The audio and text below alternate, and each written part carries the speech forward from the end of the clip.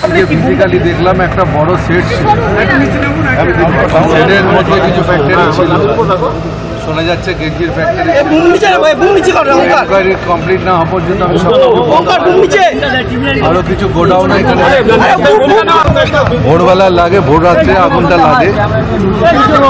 আমাদের কাছে খবর আসার পরে আমরা এখানে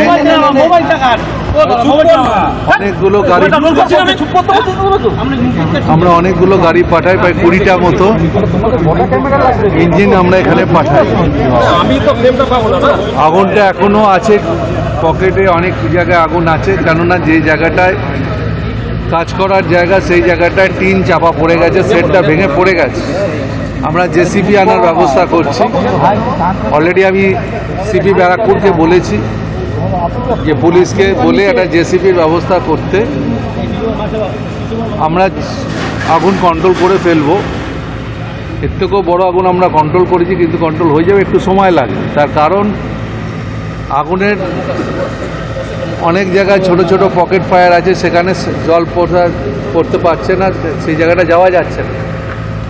তা আমরা এই টিনগুলোকে সরাতে পারলেই আমরা পৌঁছে যাব এবং আগুন নিভেও যাবে। কিন্তু কী কারণে আগুন, অনেকে আমাকে প্রশ্ন করেছেন, এখন এটাই এখান থেকে বলা সম্ভব না। কলকাতা শহরে এই কদিন যতগুলো আগুন লেগেছে, আমরা অনেকগুলো এনকোয়ারি করেছি, অনেকগুলো এগেনস্টে অ্যাকশান নিয়েছি, অনেক কারখানা বন্ধ করে দিয়েছি। আমরা মনে করি ব্যবসা করছে যারা করুক, আমার তাতে কোনো আপত্তি নেই, কিন্তু ব্যবসা করতে গেলে যে নিয়ম কানুনগুলো ফায়ারের আছে সেগুলো তাদের মেনে করতে হবে। সেটা এক্ষুনি বলতে পারবো না, এটা এনকোয়ারি ফরেন্সিক এসব হোক। আগুন কী থেকে লেগেছে এটা তো এমনি বলে দিলে হবে না, এটা ফরেন্সিক করতে হবে, এনকোয়ারি হবে। আফটার এনকোয়ারি আমি আপনাদেরকে বলব।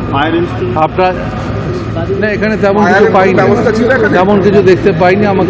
আমাদের ডিওফও বাগ বলেছে এদের তেমন কোনো অ্যারেঞ্জমেন্ট এখানে ছিল না। তা আমি মনে করি যদি না থেকে থাকে আইনগত যা ব্যবস্থা আছে সেগুলো হবে। দেখুন, আমি একটা কথা বলি, এগুলো একটা প্রচলিত কথা।